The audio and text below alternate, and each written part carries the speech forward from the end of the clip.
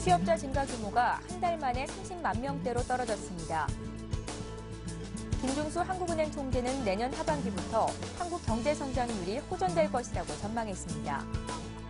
미국의 10월 재정 적자 규모가 예상보다 큰 것으로 나타났습니다. 우리나라 첫 우주 발사체 나로호의 3차 발사에 필요한 대체 부품이 17일경 도착할 것으로 예상됩니다. 시청자 여러분 안녕하십니까? 생경제 현장의 최은정입니다. 오늘 코스피 지수가 기관 순매수에 힘입어서 닷새 만에 반등에 성공했습니다. 자세한 마감 시황 듣겠습니다. 한동훈 기자. 네, 안녕하세요. 예, 오늘 마감 시황부터 자세히 봐주십시오. 네, 코스피 지수가 기관의 매수세에 힘입어 닷새 만에 반등했습니다. 14일 코스피 지수는 전날보다 4.34포인트 오른 1894.04로 장을 마감했습니다. 미국 재정 절벽 우려로 장중한 때 1880선마저 위협을 받았지만 그리스가 단기 국채 발행에 성공했고 또 국가 지자체를 중심으로 국내 기관들이 저가 매수에 나서면서 소폭 반등에 성공했습니다. 이날 외국인이 751억 원치를 팔며 5일 연속 순매도했고 개인도 닷새 만에 순매도로 돌아서 436억 원치를 팔았습니다. 하지만 기관이 1080억 원치를 사들이며 지수를 상승세로 돌려놓는 데 성공했습니다. 프로그램 매매는 386억 원 매수 우위를 보였습니다. 업종별로는 운송장비, 기계, 통신업, 은행 등이 1% 이상 오른 반면 의료정밀이 5.3% 하락한 것을 비롯해 섬유의복, 의약품 등이 약세를 보였습니다. 시가총액 상위 종목 중에서는 SK하이닉스와 LG전자가 큰 폭으로 반등했고 삼성전자, 현대차, 현대모비스, 삼성생명 등도 올랐습니다. 반면 LG화학, 현대중공업, KB금융은 약세를 보였습니다. 만도가 주가 안정을 위해 243억 원 규모의 자사주 취득을 결정했다는 소식에 4.12% 올랐고 대상은 시장 기대치를 크게 웃도는 3분기 실적을 발표하면서 8% 올랐습니다.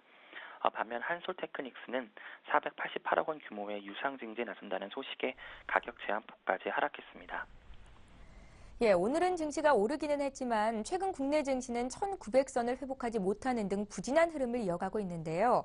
미국의 연말 쇼핑 시즌인 블랙 프라이데이가 다가오면서 희망이 보이고 있다는 소식입니다. 어떻습니까?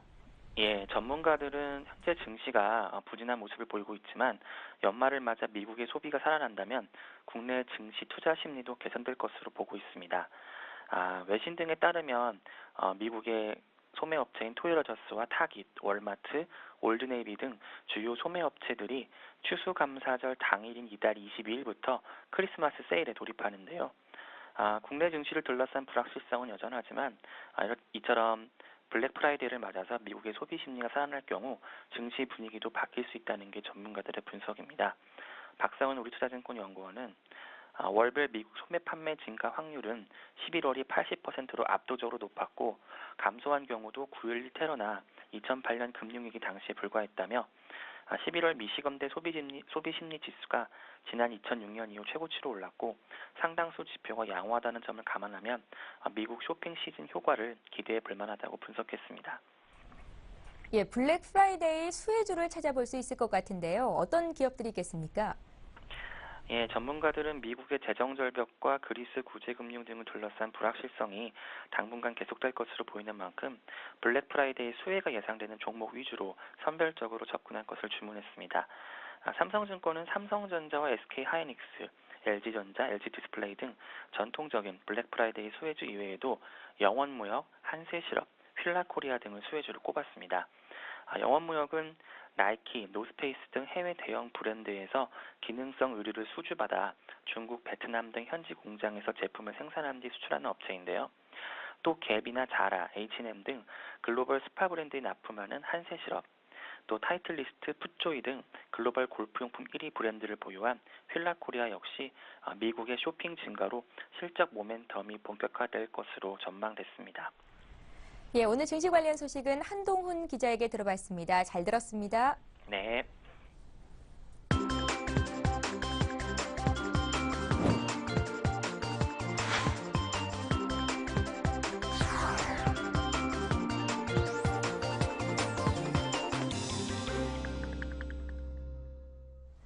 오늘의 주요 뉴스입니다.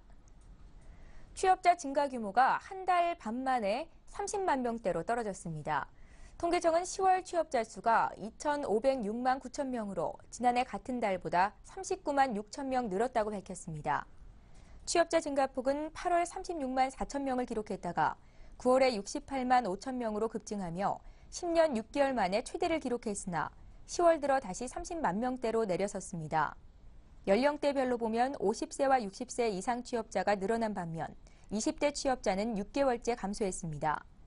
산업별로는 제조업이 4개월째 늘었고 숙박 음식업, 전문 과학기술 서비스업 등이 많이 늘었으며 공공행정, 국방, 사회보장행정은 감소했습니다.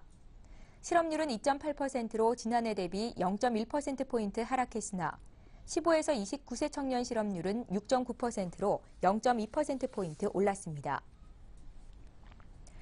김중수 한국은행 총재는 내년 하반기부터 한국 경제 성장률이 호전될 것이라고 전망했습니다. 김 총재는 오늘 오전 열린 세종포럼 초청 강연에서 우리 경제는 내년 상반기까지 완만한 성장세에 머물겠지만 하반기 이후 대외 불확실성이 완화돼 성장률이 점차 높아질 것으로 예상한다고 밝혔습니다. 특히 올해 3분기 경제 성장률이 전분기 대비 0.2%에 그쳤지만 민간 소비가 점차 늘어나 재고가 감소하고 있어 향후 경기 흐름이 개선 추세를 이어갈 가능성이 크다고 예상했습니다. 김 총재는 부동산 경기에 대해 경기가 완만하게 회복되고 공공기관 이전이 본격화하면 건설 투자도 부진을 털어낼 수 있을 것으로 전망한다고 말했습니다. 주변국 경제에 대해서는 미국은 완만한 개선 추세를 이어갈 것이고 유로 지역은 미약한 성장세를 보일 것이라며 특히 중국은 새 지도부 출범에 따른 정치 안정, 경기 부양책의 본격 시행 등에 힘입어 내년에는 8%대의 성장세를 회복할 가능성이 크다고 덧붙였습니다. 미국의 10월 재정 적자 규모가 예상보다 큰 것으로 나타났습니다. 미국 재무부는 현지 시간으로 13일 10월 재정 적자가 1,200억 달러로 지난해보다 22% 늘어났다고 밝혔습니다. 이는 전문가들의 예상치인 1,140억 달러를 웃도는 수준입니다. 재정 적자 폭이 확대된 것은 세수는 줄고 지출은 늘어났기 때문입니다. 이 기간 미국 정부가 지출한 금액은 3,043억 달러였으나 세수는 1,840억 달러에 그쳤습니다. 미국 정부는 올해 말까지 정치권에서 타협안을 내놓지 않으면 내년 초 6천억 달러 규모의 세금 감면 종료, 재정 지출 삭감의 충격을 한꺼번에 받게 되는 재정 절벽 상황에 맞닥뜨리게 됩니다. 재정 절벽 상황을 피하기 위해 버락 오바마 대통령은 노동계, 재계 인사들과 잇따라 회동을 갖고 있습니다. 우리나라의 첫 우주 발사체 나로우의 3차 발사에 필요한 대체 부품이 17일경 도착할 것으로 예상됩니다. 교육과학기술부와 항공우주연구원에 따르면 지난달 26일 첫 발사 시도에서 문제가 발견된 부품의 새 제품이 오는 17일경 우리나라에 도착해 이달 내 나로우 발사가 가능할 것으로 예상됩니다. 그러나 이달 9일에서 24일로 정한 발사 예정 기간은 연장될 가능성이 높습니다. 항공우주연구원 관계자는 새로 교체한 부품에 대해 테스트를 까다롭게 진행할 계획이라며 문제 없이 발사에 성공하는 것이 더 중요하다면서 발사 기간 연장을 시사했습니다. 다만 발사 시점이 24일을 넘긴다고 해도 이달 안에는 충분히 발사가 가능할 것이라는 게 당국의 전망입니다. 국제 원자재 가격이 내리면서 3분기 상품 교역 조건이 다소 호전됐습니다. 한국은행은 올해 3분기 순상품 교역 조건 지수는 80.2로 작년 동기 대비 1.9% 상승했다고 밝혔습니다. 이는 2011년 1분기 이후 가장 높은 수치입니다. 순상품 교역 조건 지수란 한 단위 수출 대금으로 수입할 수 있는 상품의 양으로 숫자가 높을수록 교역 조건이 좋다는 의미입니다. 순상품 교역 조건 지수는 지난해 3분기 이후 지속적으로 하락세를 면치 못하다가 3분기 들어 큰 폭으로 반등했습니다. 한은은 국제 원자재 가격이 하락했고 수출 단가보다 수입 단가가 더 크게 떨어져 순상품 교역 조건 지수가 상승했다고 설명했습니다. 문재인 민주통합당 대통령 후보와 안철수 무소속 후보 간의 단일화 협상이 난항을 겪고 있습니다. 무소속 안철수 대선 후보 측은 오늘 민주통합당 문재인 후보 측과의 야권 후보 단일화 룰 협상을 당분간 중단하겠다고 발표했습니다. 안 후보 측 유민영 대변인은 이날 브리핑에서 문 후보 측의 겉의 말과 속의 행동이 다르다며 유불리를 따져 안 후보를 이기고자 하는 마음 말고 진정으로 정권 교체를 위해 노력하고 있는지 의문이라며 이같이 밝혔습니다. 양측이 단일화 룰을 놓고 신경전을 벌이면서 이르면 오늘 발표될 예정이었던 새 정치 공동선언문 공동발표도 미뤄졌습니다. 오늘 서울의 아침 기온이 0도까지 떨어졌습니다. 이제 본격적인 겨울이 찾아온 셈인데요. 그런데 국내 상장 회사에는 이보다 먼저 찬바람이 불었다고 합니다. 오늘 관련된 소식을 안현덕 기자 연결해 듣겠습니다. 안녕하세요. 네, 안녕하세요. 4분기 실적 기대감이 빠른 속도로 낮아지고 있다고요? 네, 맞습니다. 최근 글로벌 경기 침체가 이어지면서 국내 기업들 실적 전망치가 빠른 속도로 떨어지고 있는데요. 13일 금융정보업체 FN가이드에 따르면 10일 기준으로 국내 110개 기업의 4분기 영업실적 전망치는 30조 1,028억 4,100만 원으로 지난해 9월보다 2.20%가 줄었습니다. 영업이익이 10월 30조 3,630억 4,300만 원으로 1.36% 줄었는데 이어 이달 들어서도 꾸준히 감소 추세를 보이고 있는 셈인데요. 이에 따라 올 연간 영업이익 예상치도 115조 1,570억 7,100만 원 수준으로 지난 9월 전망치보다 2조가량 줄었습니다. 개별 기업들의 상황은 어떻습니까? 개별 기업의 현재 실적 전망도 꾸준히 낮아지고 있습니다. 예를 들어 NC소프트의 경우 지난 9월 전망된 4분기 영업이익이 1,188억 5,100만 원이었으나 현재는 1,100억 7천만 원까지 내려간 상태입니다.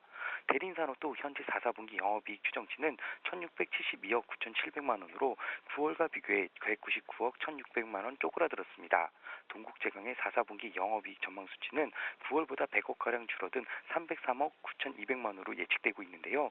이외에도 넥슨타이어와 영업무역, 만도, DGB 금융지주, 기업은행, 우리금융, LGS산전, 삼성물산, SK넥서스 등 기업도 4분기 영업이익 전망치가 앞서 예측된 것보다 낮아진 상황입니다.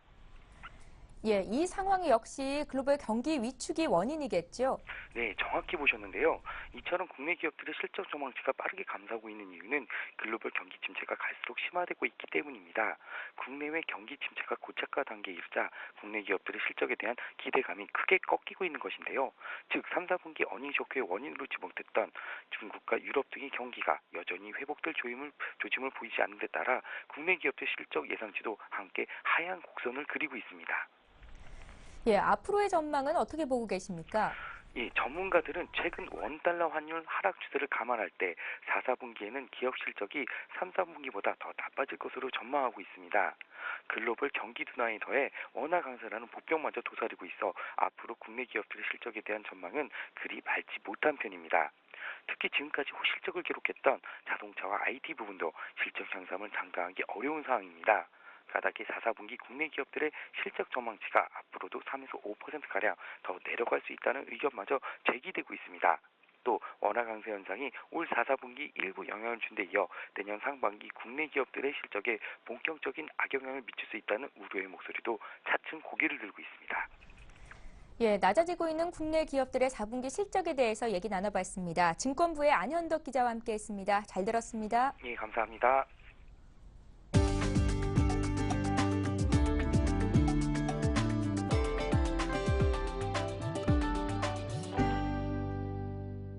기아 자동차가 준대형 세단 K7의 후속 모델인 더 뉴 K7을 출시했습니다.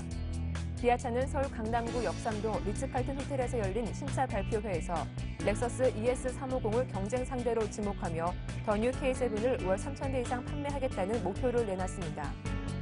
더 뉴 K7은 외관 디자인을 확 바꾸고 대형차급의 고급스러운 실내 디자인과 함께 후측방 경보 시스템을 비롯한 안전 사양을 확대한 것이 특징입니다. 기아차는 더 뉴 K7의 주 타겟 고객으로 35세에서 45세의 프리미엄 선호 전문직 남성을 제시하고 제품 콘셉트를 젠틀맨의 클래스로 제시했습니다. 가격대는 2.4 모델 3,040만 원부터 3.3 모델 4,220만 원으로 기아차는 제품 사양 가치는 극대화했지만 가격 인상은 최소화했다고 밝혔습니다.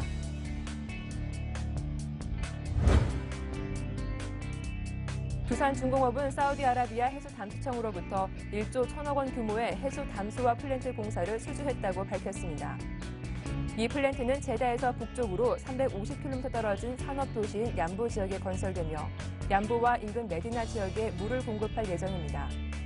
하루 담수 생산량은 55만 톤 규모로 180만 명이 동시에 사용할 수 있는 양입니다.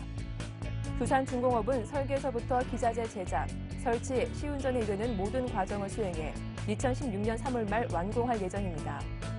두산중공업은 1978년 사우디아라비아 카라잔 해수 잠수화 플랜트 수주를 시작으로 이번 양부 3단계 프로젝트에 이르기까지 중동 지역에 총 27개 플랜트 공사를 수주했습니다.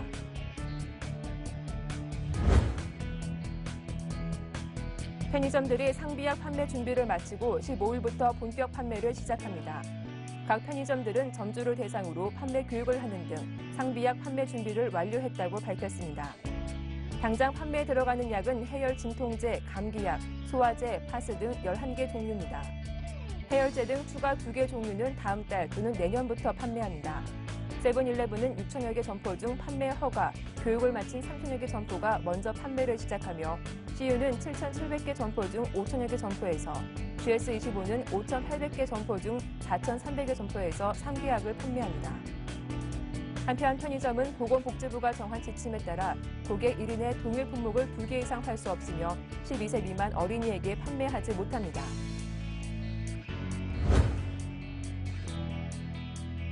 꿈의 TV로 불리는 유기 발광 다이오드 올레드 TV의 양산이 늦어져 연내 소비자들이 구입하기는 어려울 전망입니다. 올레드 TV 양산이 늦어지는 이유는 디스플레이 수율 문제 때문인 것으로 알려졌습니다. 삼성전자와 LG전자는 55인치 기준 올레드 TV를 1,000만 원 안팎에서 출시하겠다는 계획이지만 디스플레이 수율이 높지 않으면 이보다 가격이 올라갈 수밖에 없습니다.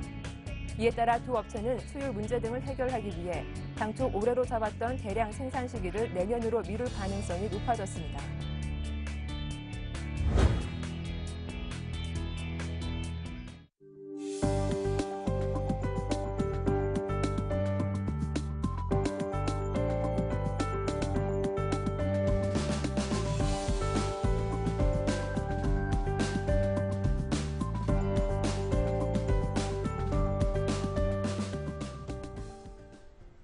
예, 오늘 생경제 현장은 여기까지입니다. 저희는 내일 이 시간에 다시 찾아뵙겠습니다. 시청해주신 여러분 고맙습니다.